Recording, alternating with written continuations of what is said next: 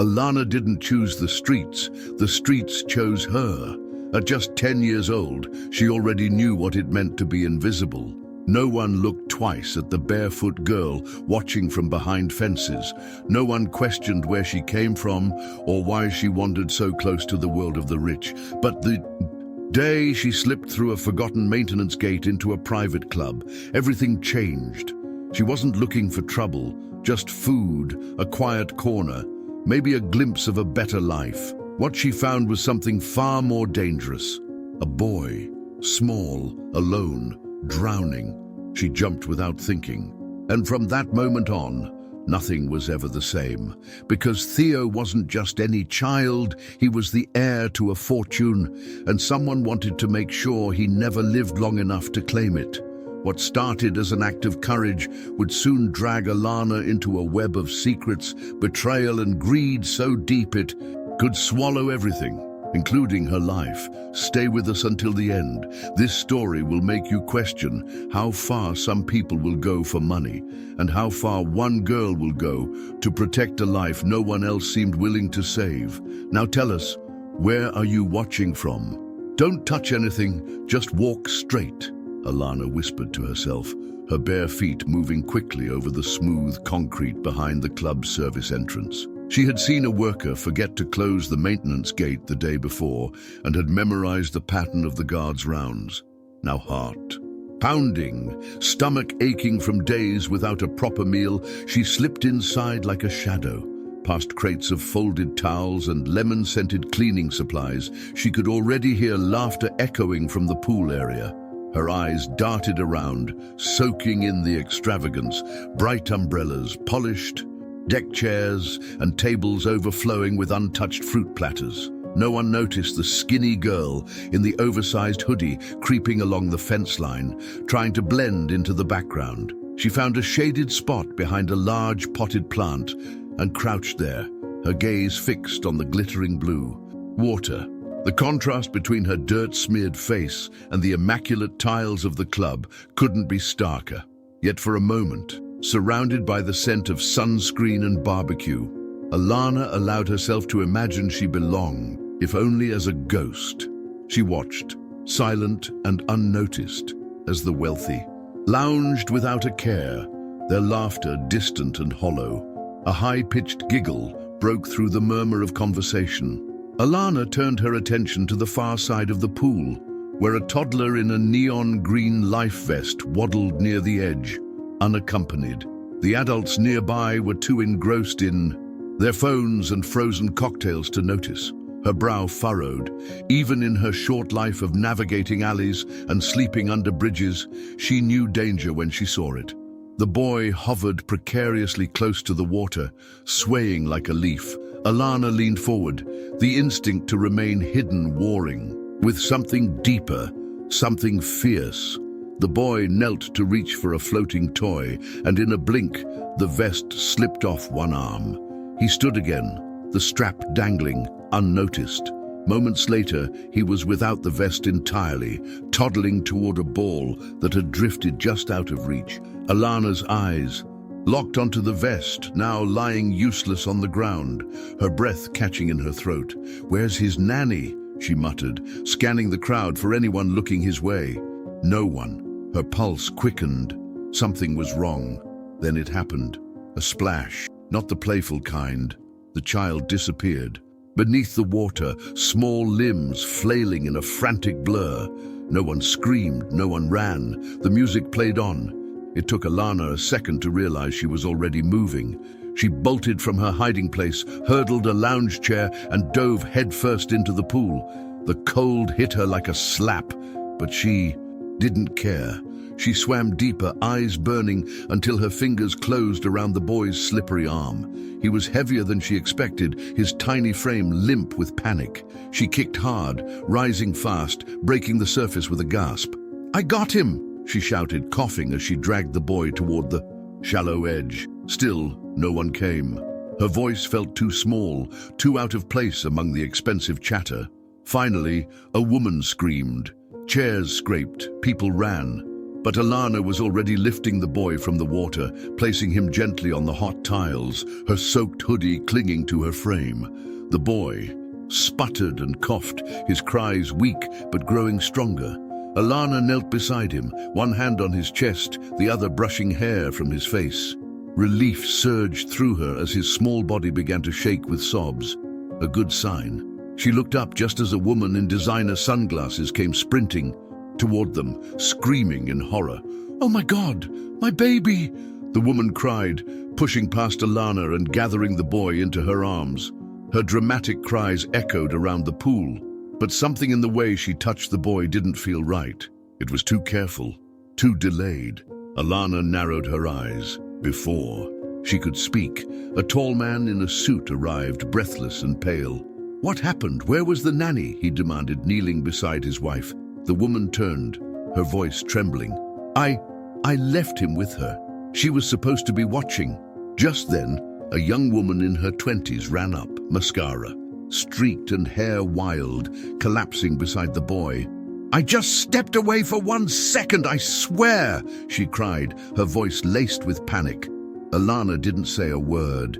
She stepped back slowly, unnoticed as attention shifted entirely to the boy and the adults surrounding him. Her clothes dripped onto the tiles, leaving a trail as she moved. From her position a few feet away, she studied the nanny. Something was off. Her crying came too quickly, her eyes too dry. The woman's hands shook, but they didn't tremble the way Alana's did after fear. No, this was different. It felt rehearsed. The man barked orders, asking for towels, for help, for someone to call an ambulance just in case. The nanny kept repeating the same sentence. I only turned around for a second, over and over again. Alana tilted her head slightly. There had been plenty of seconds. She'd watched them all. That boy had been alone for minutes, not moments, and the nanny had been nowhere in sight. She glanced toward the gate she'd used to enter. Her legs itched to run, but her curiosity anchored her in place. This wasn't just carelessness, it felt deliberate. As the crowd thickened and more staff arrived, Alana faded into the background again. She stepped behind a poolside bar, hidden by stacked crates of bottled water. From there, she could still see the nanny. The woman now held the boy and rocked him slowly, but the child's wide, scared eyes kept drifting to Alana. He reached toward her once, but no one noticed. Alana bit her lip. She wasn't supposed to be here. If anyone realized she was just a homeless girl who'd broken in, they'd call the police. But even as fear tugged at her resolve, something else pulsed stronger. The certainty that what she had witnessed mattered. She had seen the moment the vest came off. She had watched the boy walk alone, and she had seen the empty space where the nanny should have been. Her fingers curled tightly around the edge of a counter. If she left now, no one would know. But if she stayed, maybe, just maybe, she could find out the truth. She shifted slightly, trying to get a better view. A security guard passed close by, and she ducked down, heart racing. The whispers between the parents and the nanny were too distant to hear clearly, but Alana caught fragments. "Not again," the father muttered, followed by a sharp look from his wife. "You said it was handled." The nanny's face paled. Alana's breath caught. This wasn't the first time. She clung to the shadows, her mind racing. Her gut told her this wasn't just an accident. Maybe the boy had been in danger before. Maybe the nanny had let it happen. Or worse, maybe she had helped. The thought sent a chill through her bones, colder than the pool had been. She didn't have proof. She didn't even have a name. But she had seen too much to pretend otherwise. A sense of duty settled in her chest, unexpected but undeniable. She might be invisible to them, but not to him. The boy had seen her, trusted her. That mattered. Suddenly, one of the club staff pointed in her direction. "You! Over there!" Alana froze, heart hammering. Had they seen her? She backed away slowly, but before she could turn and run, the boy's voice rang out. "Don't let her go! She saved me!" All heads turned. A dozen eyes landed on her. For a beat, no one moved. Then the mother stood, adjusting her sunglasses and brushing back her perfectly styled hair. "Wait," she said calmly, her tone shifting to something calculated. "Who is she?" The staff member hesitated. I think she came in through maintenance gate." The father narrowed his eyes, stepping forward. "Is that true?" Alana didn't answer. She stood tall, despite her soaked clothes and shivering frame. Her silence spoke louder than words, and in that silence, something shifted, not just in the air, but in the narrative they were weaving around her. She wasn't just a homeless girl anymore. She was a complication, and maybe, she thought, that was exactly what they feared most. "I want her to stay," Theo said again, louder this time, his small hand still pointing at Alana as she stood motionless near the pool bar. The words fell into the sudden hush like a stone dropped into still water. Everyone was watching now, unsure of how to react. The boy had stopped crying, but his wide, tear-streaked face was locked on the girl in wet, tattered clothes. The mother hesitated, her hand gently resting on the boy's head, though her eyes were calculating. "Sweetheart," she said softly, "she's not supposed to be here. She doesn't belong." "She saved me," Theo interrupted, tugging at her wrist. "You didn't see. I was under and no one came." The father, stiff and reserved, gave a brief nod to a security guard who began moving toward Alana. She stepped back once, instinctively ready to bolt. But Theo reached out again. "Please," he said, his voice thinner now, "don't make her go." The guard paused, uncertain. Alana stayed still. Her legs ached from the tension, but something in Theo's voice, that raw sincerity, kept her from running. The boy had seen something, and he wasn't finished talking yet. "She's just a child," the mother muttered, her tone shifting as she examined Alana more closely. "But how did she even get in?" The father crossed his arms. "Through the maintenance gate," they said. "She doesn't work here and no one invited her." He turned to Alana. "Who are you, really?" he asked, his voice sharp, lacking gratitude despite what she'd done. Alana said nothing, glancing at Theo. His eyes were pleading. She knew anything she said would be twisted or dismissed. Instead, she stepped forward slowly and knelt beside the boy, whose grip tightened on her soaked sleeve. "Tell them," she whispered. Theo leaned in, his lips close to her ear. "She pushed me," he said barely audibly. "The nanny. I didn't fall." Alana froze, her breath caught. "Are you sure?" she murmured. Theo nodded, eyes brimming with fear. But when she looked up, the adults had turned away, already talking among themselves. She stood, steadying herself. "He says the nanny pushed him," Alana said clearly. Silence returned. The mother looked confused, the father looked annoyed. The nanny, crouched nearby, let out a sharp laugh. "That's ridiculous," she said, her voice cracking just enough to sound offended. "Why would I ever hurt Theo? I love this boy like my own." She pulled him close, her hands shaking. "I only looked away for a second, that's all. Maybe he tripped. He's always running around." Alana took a step forward, her wet sneakers squeaking on the tiles. "He didn't trip. He said you pushed him." The nanny's eyes flared, then quickly softened as she looked at the parents. "She's a stranger. We don't even know her name. How can you trust what she says?" The father raised a hand. "Enough. Theo, is that true? Did she hurt you?" The boy looked down, shoulders stiff. The weight of so many eyes crushed his courage. After a long pause, he whispered, "I don't know." It was enough for the adults. "That settles it," the father said. "Get her out." The security guard grabbed Alana's arm. She didn't struggle, not yet. But as she was led away, she looked back at Theo, who watched her with a quiet apology in his eyes. He had tried, but no one wanted to hear him. They pushed her through the same gate she had used to enter, slamming it behind her. One of the guards muttered something about police next time. She didn't listen. Her mind was replaying everything, the way Theo had whispered in her ear, the flicker of panic in the nanny's eyes, the father's urgency when he said, "Not again." There were too many pieces that didn't fit. Alana stood outside the fence, soaked and trembling, but her thoughts were sharp now. The boy was in danger, maybe not just from the nanny, maybe from whoever had told her to act. Alana had lived long enough on the streets to recognize when someone was lying. The nanny's tears, her rehearsed lines, they were masks, and behind them something darker lingered. She should walk away. She knew that, but her feet wouldn't move. That child had clung to her like a lifeline, and for a moment she had felt something she hadn't in years: purpose. She wandered down the street, past the pristine walls of the club, her mind restless. She found an alley with dry concrete and sat down, hugging her knees. Her clothes clung to her skin and her fingers had turned pale, but she didn't care. She replayed every second. The vest on the ground, the seconds ticking away, the silence from the crowd until it was too late. None of it made sense unless you believed what Theo had said. She pushed me. Alana whispered it out loud, just to feel the weight of the words. Who would want to hurt a boy like that? And why? Rich people had secrets. She knew that. She had seen things they thought were hidden, but this wasn't just secrets. This was danger, a plan. She closed her eyes and thought of Theo's face underwater, his arms reaching for help no one gave, except her.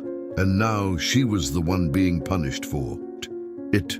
A familiar hunger gnawed at her, but she didn't move. Somewhere inside that club, Theo was being held by the same woman he had accused, and no one cared. Alana's instinct screamed for her to run, to disappear into the city like she always did.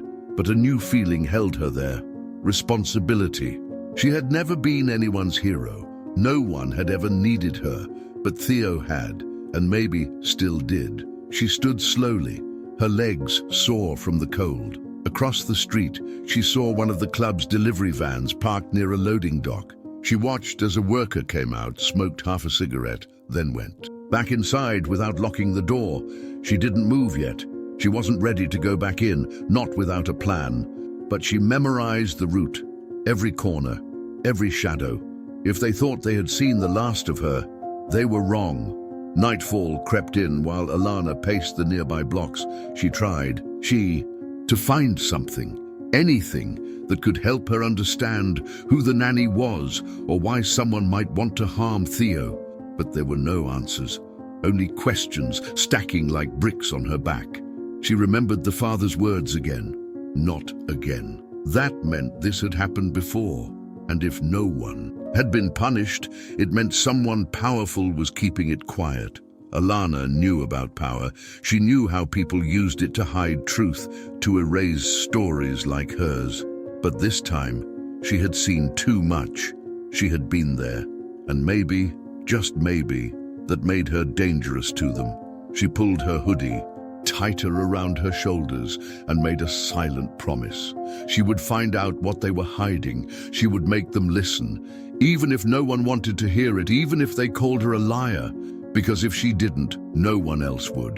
Alana didn't waste the next day. By sunrise, she had already circled the perimeter of the estate twice, noting the rhythm of the staff and the blind spots in the surveillance cameras mounted high along the concrete walls. From the trees across the street, camouflaged by thick foliage, she settled on a perch near a crumbling stone fence that bordered the back gardens. It wasn't exactly comfort, but she had slept in far worse places. The estate was massive, not just a house, but a compound, and the more she watched, the more questions formed in her mind.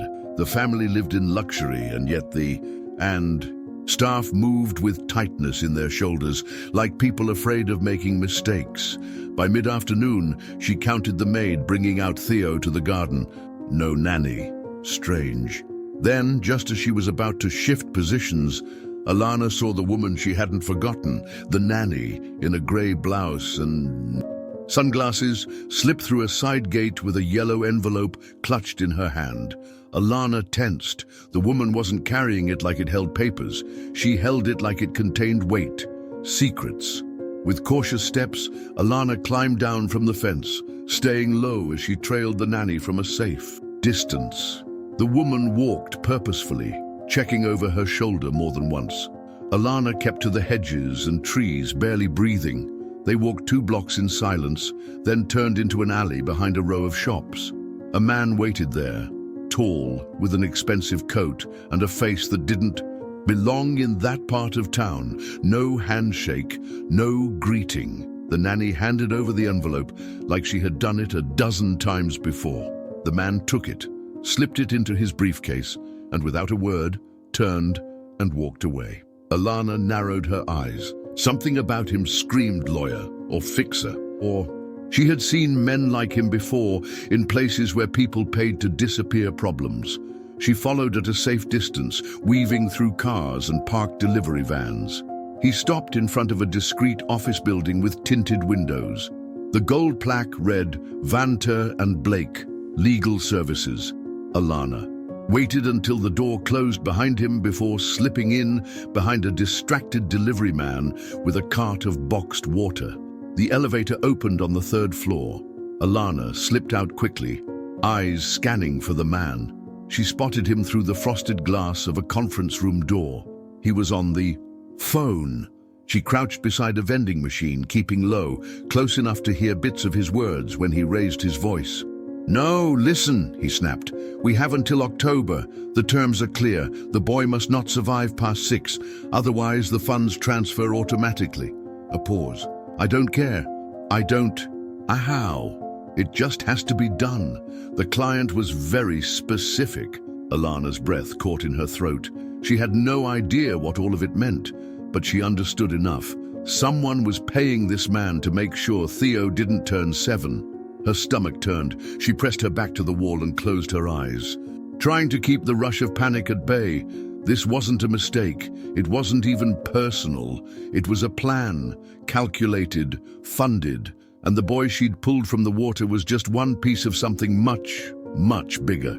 Back outside, Alana ducked into a side alley and crouched behind a dumpster, trying to make sense of it all. Her fingers trembled as she repeated the words in her mind. He must not survive past 6. A herenser. It had to be about money. She remembered something the father had said at the pool. Not again. Maybe Theo wasn't the first. Maybe someone else had stood between a family and that fortune before. Her pulse raced. But what did a child have to do with billions? And why was the nanny someone trusted and familiar? Part of it. Alana didn't know much about legal things, but she had grown up around enough scams and predators to know when something smelled like rot. She reached into her hoodie and pulled out a crumpled notebook. She scribbled every detail she could remember.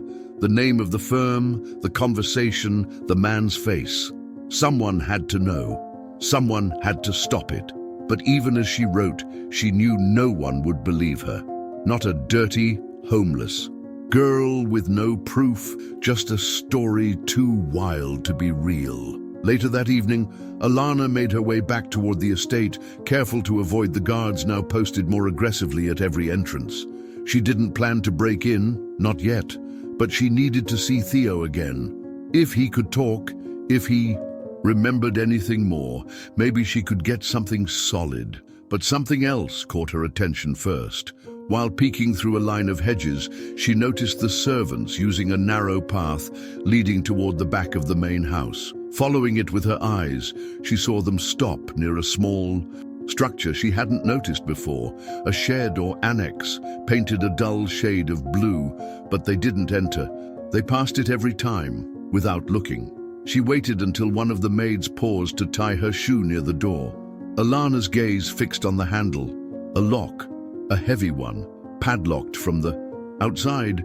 She tilted her head. Why lock a storage shed from the outside unless you didn't want someone getting out? Her chest tightened. The door meant something, and if her gut was right, it was connected to everything. Determined to learn more, Alana spent hours watching from different angles, counting who passed, when, and how often. No one ever entered. No one ever touched the blue door. Even the groundskeeper, who trimmed everything obsessively, never cut the weeds growing near its foundation. As the sun dipped behind the rooftops, she crept closer, close enough to touch the rusted metal handle. She pressed her ear against the door. Nothing. Still, something about the silence felt staged, manufactured. She didn't try the lock. Not yet. Instead, she memorized the grooves, The type of padlock, even the scratches in the paint. She'd seen locks like this opened before, by kids. Worse off than her, with nothing but bent paper clips and grit. But tonight wasn't the time. She stepped back and crouched behind a bush, her mind spiraling. If there was a room no one talked about, and a boy they were trying to eliminate before his 7th birthday, then that door was part of the story. And it wasn't just Theo's life at stake anymore, it was truth. Alana didn't sleep. She huddled in the shadows, replaying everything she'd seen. Her notebook now had pages filled with times, names, patterns. Every instinct she had screamed that someone inside that house was playing a game that had nothing to do with love or family. She had seen desperation before, but this was precision. This was a machine built to protect money at all costs. Theo was simply collateral. And for the first time, Alana felt something beyond fear, fury. If no one was going to stop it, she would. She might. Not have money or parents or even a roof over her head. But she had something they didn't. She was invisible, and no one guards against the invisible. She never even looked guilty. Alana muttered under her breath as she paced behind the row of dumpsters behind the club's employee entrance. Her eyes scanned the alley, sharp and cautious, watching for any sign of staff coming or going. It had been 2 days since she spotted the envelope exchange and discovered the blue door, and she hadn't stopped moving since. She barely slept, barely ate. Every fiber in her body buzzed with urgency.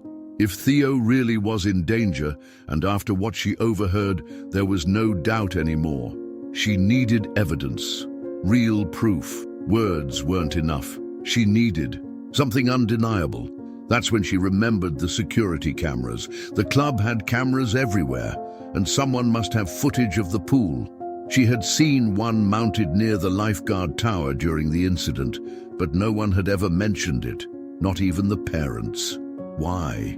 She waited for them. Shift change. Around 4 p.m., most of the daytime workers left and the cleaning crews came in.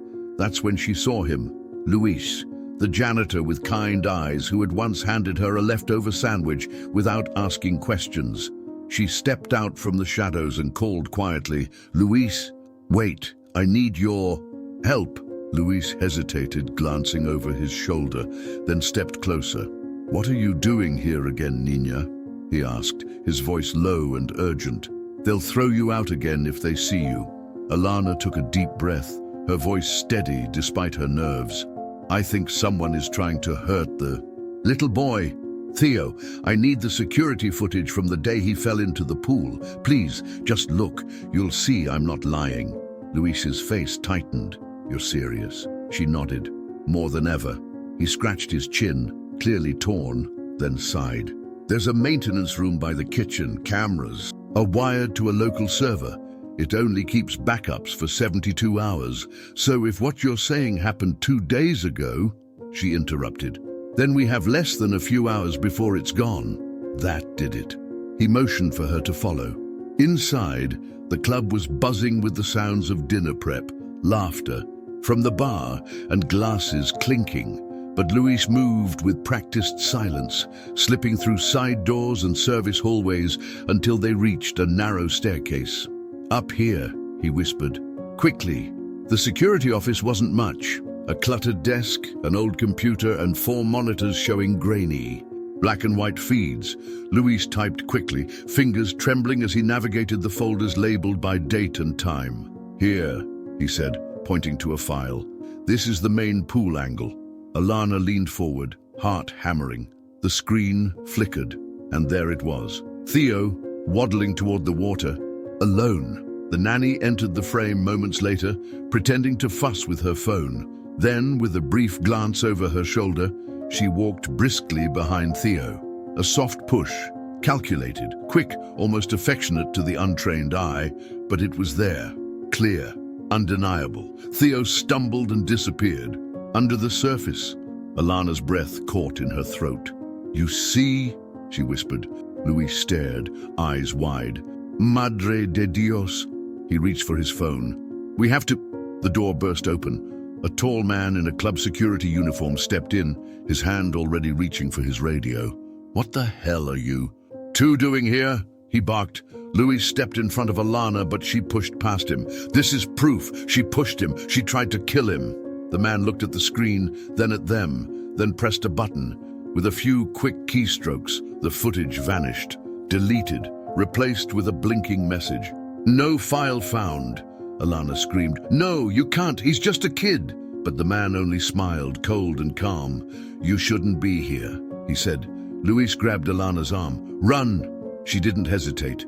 They bolted out of the room, Alana nearly slipping on the tiled hallway as alarms began to buzz faintly in the background. They dashed past the kitchen, dodged through the loading dock and pushed open the back door into the alley. Only when they were blocks away did they finally stop, both gasping for breath. Alana's hands shook with rage. He was in on it! The security guy, they're all in on it! Luis nodded, still trying to catch his breath. I'm sorry, Nina, I didn't know. But now I believe you. Alana looked at him, eyes burning. It doesn't matter anymore. The video's gone. That was our chance. Luis hesitated. Maybe, but I saw it. I can tell the police. Alana shook her head. They won't. They listen to you either. They'll bury it, just like they buried the footage. They walked in silence for a while, the adrenaline still coursing through their bodies. Alana's mind raced with questions. Who else was involved? Why was that specific day erased with such urgency? How long had they been planning this? She glanced at Luis. You saw how calm he was. That security guy, he didn't even blink. Luis frowned. That means he's done it before. Maybe not just here. Alana clenched her fists. And now they know I'm looking. They'll be watching me. Watching Theo. Luis turned to her. So what? Now? Alana stared down the street, her voice low and full of quiet fire. Now I don't wait. They erased the proof, but they can't erase the plan. And if I can find it once, I can find it again. There has to be something else. Luis touched her shoulder gently. You're braver than most adults. No, be careful, Nina. She nodded. I have to be. He's still in danger. And in that moment, her purpose was clear again. If no one else was going to save Theo, she would. The next morning, Alana returned to the streets with a sharper focus. Every moment she had left was now borrowed time. She couldn't get caught again, not by the guards, not by the nanny, and certainly not by the man in the office who had erased the truth with a few simple clicks. She retraced the places she hadn't explored, storage areas, employee break rooms, and even the club's event offices. She asked questions in whispers, careful who she trusted. Luis had promised to keep quiet, to feed her any information he overheard, but they both knew the walls had ears. Everyone who worked at that club seemed either scared or indifferent, and the ones in charge walked like they had nothing to fear. But Alana had something they didn't. She knew where to look. She started keeping notes again, this time drawing maps of the estate and the club. If she couldn't rely on video, maybe she could catch them in the act. But her heart remained heavy. She had seen the truth with her own eyes, clear as day, and now it was gone. And still, Theo smiled behind those mansion walls, completely unaware that the people he trusted most were sharpening knives behind his back. Alana circled the estate once more that evening, finding a new vantage point in the garden hedges. She watched as the nanny handed Theo a juice box, crouching down to wipe his mouth with mechanical affection. He laughed, carefree. The sight twisted something in Alana's chest. They're playing a long game, she murmured, and they don't care how long it takes. She took out her notebook and scribbled the date. She wouldn't forget. She would document every movement, every interaction, until she could predict them. There had to be another slip-up. There had to be something she could use. And this time, when she found it, she'd make sure no one could erase it. Stand up straight and stop scratching, the woman hissed through clenched teeth as she tugged Alana's collar into place. The borrowed maid uniform was 2 sizes too big and smelled faintly of bleach, but it served its purpose.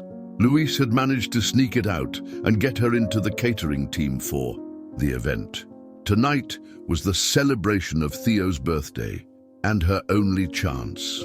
The house buzzed with activity as uniformed staff carried silver trays, guests in formal wear chatted near the chandeliers, and a hired string quartet played softly in the background. Alana kept her eyes low and her steps deliberate, staying invisible among the sea of servers. She had memorized the staff rotations and knew when to disappear into a different room or blend behind curtains. She spotted Theo almost instantly, perched stiffly on a velvet chair near the center of the room, eyes downcast, fingers fidgeting against his lap. Something in his posture was off. He looked not just overwhelmed, but scared. She moved closer, weaving through waiters and guests, her eyes darting toward the long dining table where a three-tiered birthday cake sat untouched under a glass dome. The nanny hovered near. Her smile too wide, her movements rehearsed. She wore a red dress now, no longer in uniform, blending seamlessly among the other adults. But her gaze kept flickering toward Theo, who hadn't left his seat. Alana watched as the woman leaned in to whisper something to a staff member, then casually walked toward the cake. She lifted the dome and adjusted the candles, but Alana caught the quick glance over her shoulder, the same look she'd seen on the pool footage before it was deleted. Then, almost too fast to notice, the nanny slid something from her sleeve and tucked it into the top layer of the cake. Alana's breath caught. No one else seemed to notice. The music swelled as a toast was announced. "To little Theo, who brings joy to all of us," someone said. Everyone clapped, and the nanny clapped loudest. Alana slipped into the kitchen and found Luis drying glasses. "She did something to the cake," she whispered. "I saw her. I need to stop it." Luis nodded once, his face grim. "Do it fast. You won't get another chance." Back in the ballroom, a servant was already slicing the cake, placing the first slice on a porcelain plate with golden trim. The nanny beamed and turned to Theo. "Come, sweetheart, just a bite for your guests." Theo hesitated, looking from her to the plate, then shook his head. "I don't want cake." The guests laughed gently, assuming it was nerves or shyness. But Alana didn't. She saw the terror flicker in his eyes. The nanny's smile faded slightly. "Don't be rude," she said under her breath, her voice low enough that only Theo could hear. The boy reached for the fork with trembling hands. That's when Alana moved. She stepped forward, disguised among the servers, and knocked the plate from the tray just as it reached Theo's hands. The porcelain shattered on the marble floor. Gasps erupted. The nanny jumped back, face pale. "I'm so sorry," Alana said quickly, bowing her head. "Clumsy." A hush fell. Theo stared at her, recognition dawning slowly in his eyes. And then he whispered, "It's her. She did something." That was enough. Luis appeared, at Alana's side, followed by a man in a grey suit, an investigator the family had recently hired after Theo's previous incident. The investigator took control swiftly, asking the kitchen to preserve the cake and remove all food from the room. Theo was ushered away by a new bodyguard hired after the first incident. The nanny tried to maintain composure, but cracks were showing. Her hands shook, her speech stuttered. Within 15 minutes, the cake had been tested by an on-site forensic specialist hired for food safety.